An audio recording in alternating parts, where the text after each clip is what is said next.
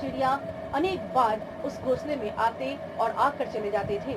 इससे दोनों भाई बहनों को यह अनुमान हुआ कि अवश्य ही अंडों में से बच्चे निकल आए हैं।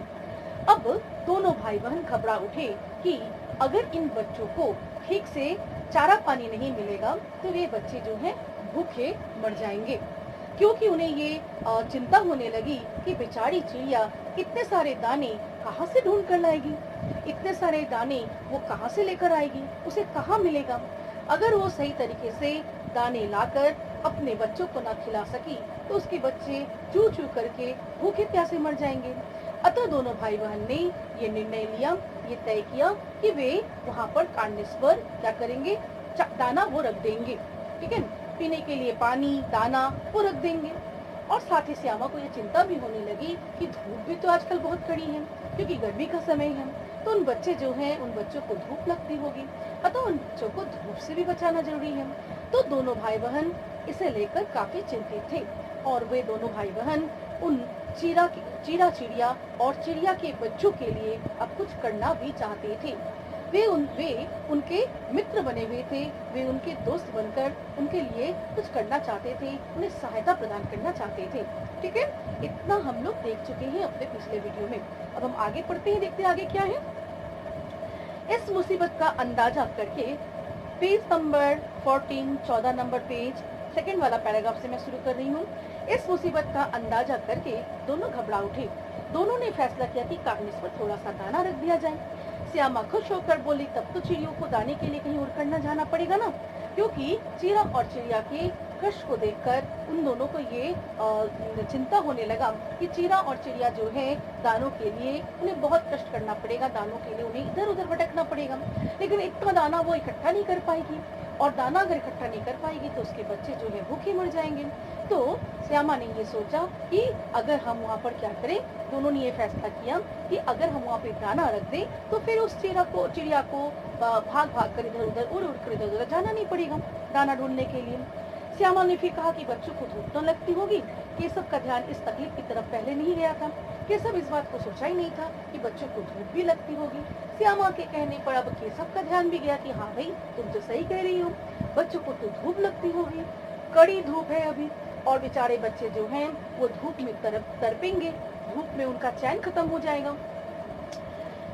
केशव का ध्यान इस तकलीफ की तरफ ना गया था। बोला, जरूर तकलीफ हो रही होगी, बेचारे प्यास के मारे तड़पते होंगे, ऊपर छाया भी तो कोई नहीं। और केशव ने कहा कि हाँ, तुमने सही बोला कि ये जो है बच्चों को तो धूप लगती होगी, और वो कड़ी धूप में जो है उन्हें प्यास लगेगी, और प्यास के मारे बच्चे तड़पते होंगे, तो उन्हें धूप से छाया करना भी जरूरी है, वहाँ पर छाया कर देना जरूरी है बच्चों को, ताकि धूप न लगे, कि ताकि क्या हो जाए, छाया रहने से बच्चे को थोड़ा चैन मिलेंगे। अब वो क्या करते हैं कि आखिर यही फैसला हुआ कि घोंसले के ऊपर कपड़े की छत बना देनी चाहिए। पानी की प्याली और थोड़े से चावल रख देने का प्रस्ताव भी स्वीकृत हो गया। दोनों भाई बहन आपस में ये तय किए कि वो दोनों मिलकर कार्निस पर थोड़ा सा चावल रख देंगे, ठीक है, और वो एक प्याली में पानी रख देंगे, जो प्यास लगते ही वो पानी पी सकेंगे, और कपड़े का छत मतलब घोंसले के ऊपर वो कपड़े वगैरह डालकर धूप से बचाएंगे, ठीक है, ताकि उन चिड़िया के बच्चों को धूप न लगे, बच्चे बेचारे गर्मी के मारे न तड़पे। ये सारा जो है तय हुआ, और दोनों भाई बहनों का इन सारे फैसलों पर पूरी तरह से रजामंदी थी। दोनों भाई बहन ने इन फैसलों को मान लिया, ठीक है, दोनों भाई बहन ने इन फैसलों को लिया, और दोनों भाई बहन के द्वारा ये फैसले ही क्या हो गए, ये फैसले पूरी तरह से मतलब कि इसे स्वीकृत कर लिया गया। ये फैसले मतलब इन्हें इसके बाहर जाना नहीं है। अब इस तरह से दोनों ने ये तय कर लिया। आखिर दोनों बच्चे बड़े चाव से काम करने लगे। श्यामा माँ की आंख बचाकर मटके से चावल निकाल लाई। केशव ने पत्थर की प्याली का तेल चुपके से जमीन पर गिरा दिया और उसे खूब साफ करके उसमें पानी भरा। अब दोनों भाई बहन जो हैं ये सारे काम करने वाले हैं, अर्थात कार्निस पर उन्हें खाना रखना है, उन्हें पानी रखना है किसी प्याली में करके, और उन्हें क्या रखना, और उन्हें क्या बनाना है, और उन्हें कपड़े का छत बनाना है, ताकि उन चिड़िया के बच्चों को किसी प्रकार का कोई कष्ट नहीं हो। अब वो सुबह से कुछ न कुछ कर रहे हैं ताकि वो दोपहर को ये सारे काम कर सके। क्या करती है श्यामा कि वो अपनी माँ के आँख को बचाकर वो जहाँ चावल रहता है, चावल के मटके में से वो एक मुट्ठी चावल निकाल कर ले आती है।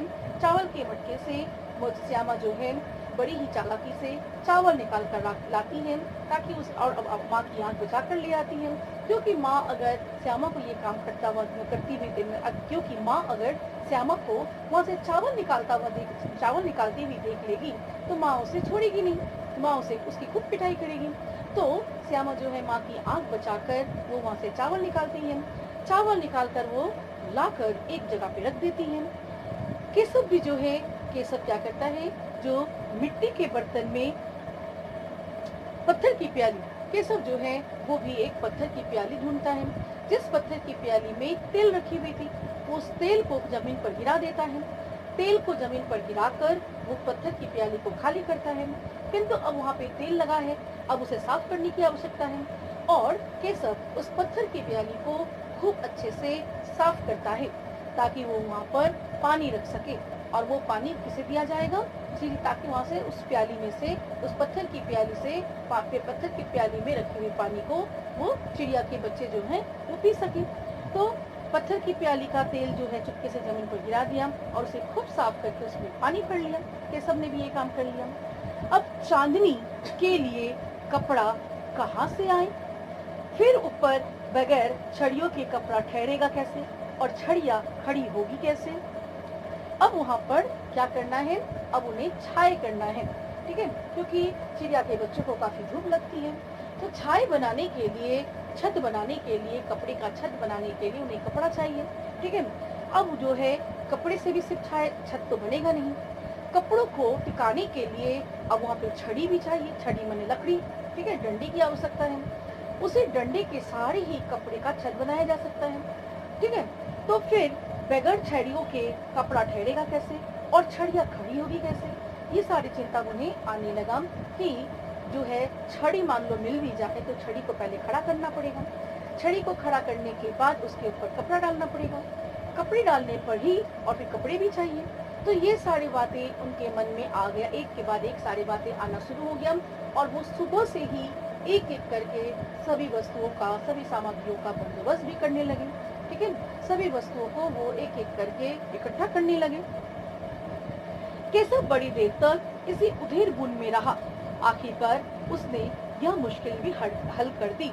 केशव जो है बहुत देर तक इसी उधेड़ बुन मतलब इसी असमंजस में रहा, कंफ्यूजन में रहा कि छड़ी जो है उसे कैसे खड़ा किया जाए, छड़ी के साथ कपड़े को कैसे फंसाया जाए, कैसे छत बनाया जाए, मतलब कैसे कपड़े का छत बनाया जाए। फिर वो बहुत देर तक इसे सोचता रहा, इसी उधेड़ बुन में रहा। एक बार इसे हाँ कहता, एक बार सोचता कि ये करने से सही रहेगा, फिर उसे लगता कि नहीं वो करने से सही नहीं रहेगा, ये करने से सही रहेगा। तो इसी तरह से वो आपस में ही वो हाँ ना करते करते वो अंततः एक फैसले पर पहुंचता है। केशव बड़ी देर तक इसी उधेड़ बुन में रहा। आखिरकार उसने इस मुश्किल का हल भी ढूंढ लिया, मतलब कैसे उसे छड़ी को खड़ा करना है और छड़ियों पर कैसे कपड़े को रखना है। इस मुश्किल को भी उसने अब आसान कर लिया, इस मुश्किल का भी उसने अब हल ढूंढ लिया। श्यामा से बोली, जाकर कूड़ा फेंकने वाली टोकरी उठा लाओ। और उसने श्यामा से ये आदेश किया कि जाओ, जिसमें माँ कूड़ा फेंकती है उस टोकरी को उठा कर ले आओ। जिस टोकरी में माँ कूड़ा फेंकती है उस कूड़ा फेंकने वाले टोकरी को उठा कर ले आओ। अम्मा जी को मत दिखाना, माँ की आँख चुराकर तुम उस टोकरी को ले आओ जिस टोकरी में करके माँ जो है कूड़ा फेंकती है। श्यामा को उसके भैया के सब ने ये आदेश दिया। आदेश देते ही श्यामा भी उसे करने के लिए तत्पर थी। श्यामा, वो तो बीच से फटी हुई है, उसमें से धूप न जाएगी। केशव ने झुंझला कहा, तो टोकरी तो ला, मैं उसका सुराग बंद करने की कोई हिकमत निकालूंगा। और वो श्यामा उसमें कहती है कि भैया वो जो टोकरी है उस टोकरी के बीच में से सुराख है, बीच में से सुराख होने के कारण, टोकरी टूटे होने के कारण जो है उसमें से धूप अंदर चली जाएगी और बच्चों को फिर वही धूप से परेशानी होगी। बच्चे को धूप तो लगेगी ही, तो वो टोकरी सही नहीं रहेगा। तब केशव उस पर झुंझला उठता है, क्योंकि केशव बड़ा है। केशव एक के बाद एक तरकीब निकाले जा रहे हैं। तो उस समय केशव श्यामा के इस बात पर वो झुंझला उठता है, गुस्सा उठता है और कहता है कि तू टोकरी लेकर आ, टोकरी के सुराख को बंद करने का उपाय मैं ढूंढता हूँ। मुझे वो मालूम है कि कैसे को टोकरी के सुराख को बंद करनी है, तो टोकरी तो लेकर आ। तो श्यामा वही करेगी क्योंकि उसके भैया ने क्या किया है, उसे आदेश दिया है। ठीक है, श्यामा दौड़कर टोकरी उठा लाई। केशव ने उसके सुराख में थोड़ा सा कागज ठूंस दिया और तब टोकरी को एक टहनी में टिकाकर बोला, देख ऐसे ही घोंसले पर उसकी आड़ कर दूंगा। तब कैसे धूप जाएगी? श्यामा ने दिल में सोचा, भैया कितने चालाक है। और श्यामा ने ये प्रश्न तो अवश्य रखा कि टोकरी जो है टूटी हुई है, उस सुराख में से तो धूप आ जाएगी और बच्चे फिर तड़पेंगे। उस समय केशव ने कहा कि तू सुराख को बंद करने का हिम्मत मैं निकालूंगा, उपाय मैं ढूंढूंगा, तू पहले टोकरी तो लेकर आ। श्यामा की टोकरी लाने के बाद केशव ने उसके सुराख में थोड़ा कागज ठूस दिया और कागज के ठूसते ही टोकरी जो है वो टोकरी का सुराख बंद हो गया। अब वो कहता है कि टोकरी को एक टहनी से टिकाकर उसने बोला कि देख ऐसे ही घोंसले पर उसकी आड़ कर दूंगा। और उसके टहनी वो कहता है कि टहनी से टिकाकर टोकरी को रख देगा और घोंसले के ऊपर रख देगा। उससे क्या हो जाएगा, घोंसले के ऊपर धूप मतलब टोकरी की आड़ के कारण धूप टोकरी से आड़ हो जाएगी, मतलब टोकरी का परछाई होने टोकरी की आड़ मतलब टोकरी आवरण के रूप में उसके ऊपर से रहेगा और क्या हो जाएगा, धूप अंदर नहीं जा पाएगा। श्यामा ने दिल में सोचा कि वाह भैया तो बहुत चालाक है, भैया के पास तो बहुत समझदारी है। श्यामा ने भी अपने भैया की जो है बुद्धि पर श्यामा को भी बहुत गर्व हुआ और उसे ये लगा कि हाँ भैया तो मुझसे बहुत ज्यादा जानते हैं। गर्मी के दिन थे, बाबूजी दफ्तर गए हुए थे। अम्मा दोनों बच्चों को कमरे में सुलाकर खुद सो गई थी, लेकिन बच्चों की आंखों में आज नींद कहाँ। अम्मा जी को बहलाने के लिए दोनों दम रोके आंखें बंद किए मौके का इंतजार कर रहे थे। जो ही मालूम हुआ कि अम्मा जी अच्छी तरह से सो गई, दोनों चुपके से उठे और बहुत धीरे से दरवाजे की सिटकनी खोलकर बाहर निकल आई। गर्मी के दिन थे और गर्मी की छुट्टी थी अवश्य ही। अब जो है अम्मा जी पिताजी जो थे वो तो दफ्तर गए थे और उन दोनों की अम्मा जी जो है दोपहर में खाना खिलाने के बाद दोनों बच्चों को धूप में तो घूमना नहीं चाहिए, दोपहर का समय है, थोड़ा विश्राम करने की आवश्यकता है। तो अम्मा जी ने दोपहर के खाने के पश्चात दोनों बच्चों को कमरे में सुलाकर खुद भी सो गई। दोनों बच्चों के आंख में आज तो नींद नहीं थी, क्योंकि केशव और श्यामा ने यह पहले ही तय करके रखा था कि जैसे ही अम्मा जी की आंख लग जाएगी वो दोनों कर्न्स के ऊपर दाना रखेंगे, पानी रखेंगे और कपड़े का छत टोकरी से छत बनाकर टोकरी से छत बनाकर वो क्या करेंगे, टहनी से टोकरी को टिकाकर वो घोंसलों के ऊपर टोकरी का छत जो है वो लगा देंगे ताकि चिड़िया के बच्चों को कोई कष्ट ना हो। ये सारे तो वो पहले से ही तय कर चुके थे। तो जैसे ही उसकी अम्मा जी उन्हें सुलाती है, कभी कभी बच्चे ऐसा करते हैं ना, नाटक करके वो सोए रहे। उन्होंने ऐसा दिखाया कि वो दोनों जो है वो काफी नींद में चले गए हैं, किंतु वो दोनों जो थे वो बस अपनी माँ को बेवकूफ बना रहे थे, अम्मा जी को बेवकूफ बना रहे थे। अपने दम को रोककर वो आंखें बंद करके वो बस ऐसे सोए पड़े रहे ताकि उसकी अम्मा जी को ऐसा एहसास हो कि दोनों बच्चे सो गए हैं। लेकिन वो बिल्कुल नहीं सोए थे, वो सोए तो नहीं थे, वो बस इंतजार कर रहे थे कि कब उनकी अम्मा जी सो जाए और दोनों दरवाजा की सिटकनी को खोलकर बाहर निकले और अपने ये सारे कामों को वो करें। अंडों की हिफाजत की तैयारियां होने लगी। केशव कमरे से एक स्टूल उठा लाया, लेकिन जब उससे काम न चला तो नहाने की चौकी लाकर स्टूल के नीचे रखी और डरते डरते स्टूल पर चढ़ा। अब जो है ऊपर पर पहुंचना है। कार्निस तो बहुत नीचे नहीं होता है, कार्निस तो खिड़की के ऊपर है, तो ऊपर है। ये दोनों छोटे छोटे बच्चे हैं। तो सबसे पहले क्या करता है, केशव कमरे से स्टूल उठा कर लाया। स्टूल पर केशव खड़ा होता है तो उसका हाथ नहीं पहुंचता है। तब वो नहाने जिस पर बैठकर नहाते हैं ना, तो वो नहाने की छोटी सी चौकी थी, उसे अब ले आए। अब उस चौकी के ऊपर स्टूल को रखा गया, उसके ऊपर केशव डरते डरते चढ़ा, कहीं वो गिर ना जाए। गिर कर अगर कुछ हो जाएगा तो माँ की मार पड़ेगी, अम्मा जी की मार पड़ेगी। श्यामा दोनों हाथों से स्टूल पकड़े हुई थी। स्टूल चारों टांगे बराबर न होने के कारण जिस तरह ज्यादा दबाव पाता था, जरा सा हिल जाता था। और श्यामा जो है अपने भैया जब उसका खड़ा हो जाता है स्टूल के ऊपर, चौकी के ऊपर, छोटी चौकी के ऊपर स्टूल और स्टूल के ऊपर उसका भैया, वो स्टूल को पकड़े रहती है। लेकिन चारों जो स्टूल के जो चारों टांगे थी वो चारों टांगे बराबर नहीं थी, मतलब चौकी के ऊपर चारों टांगे बराबर रूप से नहीं बैठा था। ठीक है, तो इसलिए जिस तरफ दबाव ज्यादा होता उस तरफ स्टूल जो है वो हिल जाता, ठीक है, उस तरफ वो नीचे की ओर लुढ़क जाता स्टूल, और जो है दबाव के कारण जो है उस दबाव के कारण स्टूल जो है वो हिलने लगता।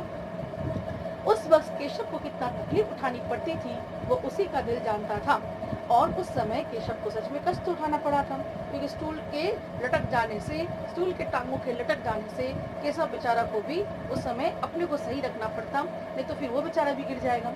दोनों हाथों से कार्निस पकड़ लेता और श्यामा को दबी आवाज से डांटता, अच्छी तरह पकड़। जब स्टूल का एक टांग लटक जाता, नीचे लुढ़क जाता, उस समय वो दोनों हाथों से कार्निस को पकड़ के लटक लेता, ठीक है, दोनों हाथों से कार्निस को पकड़े रहता, और दबी आवाज से जोर से भी नहीं बुला सकता था, क्योंकि जोर से वो बुलाएगा तो अंदर कमरे में उसकी माँ सो रही है, जो बाहर आकर दोनों की खूब पिटाई करेगी। उस समय वो दबी आवाज में श्यामा से कहती कि ठीक से स्टूल को पकड़, स्टूल के टांगों को जो है, स्टूल के पैरों को जो है, टांगों को जो है नीचे लुढ़कने ना दे, दबी आवाजों से ठीक से पकड़ने के लिए कहता। तो केशव और श्यामा दोनों उन अंडों के लिए, चिड़िया के बच्चों के लिए, क्योंकि उन्हें अनुमान था कि वहाँ पर बच्चे निकल आए हैं अंडों से, तो उनकी हिफाजत करने के लिए अभी इतने सारे काम कर रहे थे। मगर बेचारी श्यामा का दिल तो ऊपर कार्निस पर था, बार बार उसका ध्यान उधर चला जाता और हाथ ढीले पड़ जाते। लेकिन बेचारी श्यामा जो है, उसके भैया केशव के कहने पर भी कि तू स्टूल को अच्छी तरह से पकड़, न तो मैं नीचे उतरूंगा तो तुम्हारी अच्छी से पिटाई करूंगा, इस बात को सुनकर भी उसका ध्यान कार्निस के ऊपर चला जाता कि कार्निस में घोंसले के अंदर कितने बच्चे हैं, बच्चे कैसे हैं, और वो उसका हाथ ढीला हो जाता, ये सोचती जैसे ही, तो उसका हाथ ढीला हो जाता और स्टूल जो है वो नीचे लुढ़क जाता। केशव ने जो ही कार्निस पर हाथ रखा, दोनों चिड़िया उड़ गई। केशव जैसे ही कार्निस तक पहुंचा तो दोनों चिड़िया वहाँ जो बैठी हुई थी, दोनों चिड़िया उड़ गई। केशव ने देखा कार्निस पर थोड़े तिनके बिछे हुए हैं, तिनके मतलब घास, ठीक है। केशव ने देखा कि कार्निस के ऊपर थोड़े तिनके बिछे हुए हैं और उन पर 3 अंडे पड़े हैं, और केशव ने वहाँ पर अंडों को भी देख लिया। 3 अंडे वहाँ पर थे, जैसे घोंसले उसने पेड़ों पर देखे थे वैसा कोई घोंसला नहीं था। केशव ने साथ ही ये भी देखा था कि पेड़ों पर जैसा घोंसला है वैसा घोंसला वहाँ पर नहीं है, और कार्निस में तिनकों के ऊपर 3 अंडे हैं। श्यामा ने नीचे से पूछा, कै बच्चे हैं भैया? केशव, 3 अंडे हैं, अभी बच्चे नहीं निकले। श्यामा, जरा हमें दिखा दो भैया, कितने बड़े हैं? केशव, दिखा दूंगा, पहले जरा चिथरे ले आ, नीचे बिछा दूं, बेचारे अंडे तिनकों पर पड़े हैं। केशव ने कहा श्यामा से कि बच्चे अभी निकले नहीं हैं, 3 अंडे हैं। अब श्यामा का मन होने लगा कि अंडे कैसे होते उन्हें देखने हैं, तो उसे देखना है। तो वो कहती है कि बता भैया, अंडे जरा हमें दिखाना, कितने बड़े अंडे हैं। उसने कहा कि ठीक है मैं दिखा दूंगा, पहले तो चिथरे, मैंने थोड़ी कपड़े लेकर आ, पुराने कपड़े लेकर आ, क्योंकि ये अंडे जो है ये तिनके के ऊपर पड़े हुए हैं, सूखी घासों के ऊपर पड़े हुए हैं, इन्हें मैं कपड़ों के ऊपर बिछा कर रख दूं, तब मैं तुम्हें दिखाऊंगा। श्यामा दौड़कर अपनी पुरानी धोती फाड़ कर एक टुकड़ा लाई।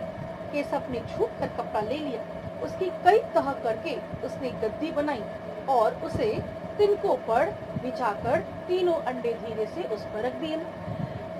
श्यामा को जैसे ही आदेश मिला भैया से, केशव से कि जाकर चित्र ले आ, वो तुरंत घर के अंदर गई और पुराने कपड़ों में से वो थोड़ा कपड़ा लेकर आई। कपड़े को लाते ही केशव थोड़ा झुक कर, केशव तो ऊपर था, वो झुक कर उस कपड़े को लिया, लेकर उसे मोड़कर कई तहों में मोड़ा ताकि वो गद्दीदार बन जाए। फोल्डिंग करते ना, फोल्ड करते ना, तो उसके मोड़कर उसे कई तह किया और कई तह करके उसकी गद्दी जैसी बनाई। अब उन्हें उस चित्रे के तह बने हुए चित्रों को, ठीक है, चित्रे को वो क्या करता है, तिनके के ऊपर, उन तिनकों के ऊपर रख देता है। गद्दीदार जो उसने कपड़े को गद्दी जैसा बना दिया और उस कपड़े को लेकर तिनके के ऊपर रख देता है और धीरे से उसमें अंडों को उठा कर तीनों अंडों को वहाँ रख देता है। श्यामा ने फिर कहा, हमको भी दिखा दो भैया। केशव, दिखा दूंगा, पहले जरा वो टोकरी तो दे दो, ऊपर छाया कर दूं। श्यामा ने टोकरी नीचे से थमा दी और बोली, अब तुम उतर आओ, मैं भी तो देखूं। केशव ने टोकरी को एक टहनी से टिकाकर कहा, जा दाना और पानी की प्याली ले आ, मैं उतर जाऊं तो तुझे दिखा दूंगा। श्यामा प्याली और चावल भी लाई। तो केशव जो है पहले वहाँ पे चित्रे को रखा, गद्दीदार चित्रे को रखा, उसके ऊपर अंडों को रखा। अब जो है अंडों के ऊपर टोकरी को टहनी से टिकाकर छाया भी कर दिया। अब वो श्यामा से पानी का प्याला और फिर दाना लाने के लिए कहा, चावल लाने के लिए कहा। श्यामा ने वो भी ला दिया, उसे भी रख दिया। अब वो कहती है कि अब तू उत्तर मुझे वो देखना है। श्यामा ने गिड़गिड़ा कर कहा, अब हमको भी चरा दो भैया। केशव, तू गिर पड़ेगी। श्यामा, ना गिरूंगी भैया, तुम नीचे से पकड़े रहना। केशव, ना भैया, कहीं तू गिरा पड़ी तो अम्मा जी मेरी चटनी ही कट डालेगी। भैया ने उसे पहले कहा था कि तू पहले दाना लेकर आ, पानी लेकर आ, टोकरी लेकर आ, फिर मैं तुम्हें दिखा दूंगा। सारा कुछ श्यामा जो है लेकर आ गई। सारा कुछ केशव वहाँ पे रख देता है और जो है अब वो कहती है कि अब तुम नीचे उतरो, मुझे उन अंडों को देखना है। उस समय केशव को ध्यान आता है कि श्यामा छोटी है, अगर वो किसी तरह से स्टूल से वो गिर गई और उसके हाथ पैर टूट गए तो उसकी माँ जो है केशव को मार मार कर क्या कर देगी, चटनी बना देगी, मतलब उसे बहुत पिटाई लगेगी। और उसने श्यामा को नहीं दिखाया। दोनों चिड़िया, केशव, ना भैया, तू गिरा पड़ी तो अम्मा जी मेरी चटनी कट डालेगी। कहेगी तूने ही चढ़ाया था, क्या करेगी देखकर। कहेगी कि तूने ही चढ़ाया था, क्या करेगी देखकर। अब अंडे बड़े आराम से हैं, जब बच्चे निकलेंगे तो उनको पालेंगे। तो वो कहती है कि वो कहता है, केशव कहता है कि जब तू गिर जाएगी तब तू मेरे पर इल्जाम लगाएगी और तू कहेगी कि तूने ही चढ़ाया था। ठीक है, उस समय तू कहेगी कि मैंने तुम्हें चढ़ा दिया था। और क्या करेगी अंडों को देखकर। कुछ ही दिन में अंडों से बच्चे निकल आएंगे। जब अंडे से बच्चे निकल आएंगे तो हम उन बच्चों को पालेंगे, तब तुम देख लेना, एकदम बच्चों को ही देख लेना। दोनों चिड़िया बार बार कार्निस पर आती थी और बगैर बैठे ही उड़ जाती थी। केशव के ये सारे कुछ करने के बाद अब चिड़ा और चिड़िया जो है, दोनों चिड़िया जो है बार बार कार्निस पर आती थी और बैठती नहीं थी, वो देख कर ही चली जाती थी। केशव ने सोचा हम लोगों के डर से नहीं बैठती। स्टूल उठाकर कमरे में रखा या चौकी जहाँ की थी वहाँ रख दी। केशव को लगा कि शायद ये चिड़ा और चिड़िया हमसे डर रहे हैं, इसलिए ये दोनों यहाँ बैठ नहीं रहे हैं। तो वो क्या करता है, स्टूल और चौकी जहाँ का वहाँ रख दिया और दोनों वहाँ से चले गए। श्यामा ने आंखों में आंसू भरकर कहा, तुमने मुझे नहीं दिखाया, मैं अम्मा जी से कह दूंगी। केशव, अम्मा जी से कहेगी तो बहुत मारूंगा, कह देता हूँ। श्यामा, तो तुमने मुझे दिखाया क्यों नहीं। केशव, और गिर पड़ती तो 4 सर न हो जाते। केशव जो है अंततः श्यामा को दिखाता नहीं है, वो चौकी और स्टूल जो है घर के अंदर रख देता है। श्यामा उसमें कहती है, तुमने मुझे भैया नहीं दिखाया, अंडे को नहीं दिखाया, अब जो है अंडों को मैं नहीं देख पाई, मैं माँ से कह दूंगी, अम्मा जी से कह दूंगी कि तुम वहाँ पे चढ़े थे और ये सब काम किए हो। तो केशव ने कहा कि अगर अम्मा जी से कही तो मैं तुम्हें बहुत मारूंगा, अगर मैं वहाँ चढ़ाता तुम गिर जाती, तुम्हारे 4 सर मैंने तुम्हारा सर फट जाता और सर के कई टुकड़े हो जाते। इतने में कोठरी का दरवाजा खुला और माँ ने धूप से आंखों को बचाते हुए कहा, तुम दोनों बाहर कब निकल आए, मैंने कहा था ना कि दोपहर को ना निकलना, किसने किवाड़ खोला। और उस समय दोनों की आवाज़ों को सुनकर दोनों भाई बहन जो बहस कर रहे थे, शायद उसकी माँ के कान में ये बहस चली गई होगी। अब जो है माँ बाहर आई, माँ बाहर आकर दोनों को डांटा कि किवाड़ किसने खोला, धूप में क्यों निकले हो। और जो है उन दोनों को डांटते माँ ने डांटा कि वहाँ केशव ने खोला था, लेकिन श्यामा ने माँ से यह बात नहीं कही। उसने डर लगा भैया पिट जाएंगे। केशव दिल में कांप रहा था, कहीं श्यामा कह ना दे, अंडे ना दिखाए थे। इससे अब उसको श्यामा पर विश्वास न था। श्यामा सिर्फ मोहब्बत के मारे चुप थी या इस कसूर में हिस्सेदार होने की वजह से इसका फैसला नहीं किया जा सकता। शायद दोनों ही बातें थी। किवाड़ जो था वो केशव खोला था। केशव अब सोच रहा था कि कहीं श्यामा ये कह ना दे कि किवाड़ मैंने खोला है, क्योंकि मैंने उसे अंडे नहीं दिखाए। लेकिन श्यामा के मन में भी अपने भैया के लिए मोहब्बत थी, प्यार थी। वो चाहती थी कि भैया को पिटाई ना लगे। या फिर ये भी हो सकता है कि इस काम में, टोकरी को लगाने में और फिर वहाँ पर दाना रखने में, पानी रखने में, उसके भैया के साथ साथ वो भी जो थी वो भी साथ साथ उसके भैया के साथ, भैया अगर ये काम किया है तो उसके भैया के साथ वो भी साथ दी है। तो दोनों फिर अगर गलती है तो फिर दोनों ने गलती की। तो श्यामा को ये भी एहसास था। श्यामा ने कुछ नहीं कहा। ठीक है। माँ ने दोनों को डांट डपट कर फिर कमरे में बंद कर दिया और आप धीरे धीरे उन्हें पंखा झेलने लगी। फिर अभी सिर्फ 2 बजे थे, बाहर तेज लू चल रही थी। अब दोनों बच्चों को नींद आ गई। अब माँ क्या की, दोनों श्यामा को और केशव को, दोनों बच्चों को डांट कर माँ उन्हें लेकर चली गई और ले जाकर फिर सुला दी। और माँ जो है उनके सर के पास पंखा झेलने लगी। दोनों बच्चे बहुत देर तक बहुत काम किए थे। अब दोनों जो थे वो थक गए थे, दोनों को नींद आ गई और दोनों सो गए थे। अभी दिन के 2 बजे थे और लू भी काफी चल रही थी। दोनों अब सो गए थे, दोनों को नींद आ गई थी। अगले वीडियो में मैं बताऊंगी कि दोनों का क्या हो रहा है। हम लोग देखेंगे क्या करते हैं दोनों, क्या होता है। तो आज हम लोग इसको यही तक रखते हैं। ठीक है, फिर धन्यवाद।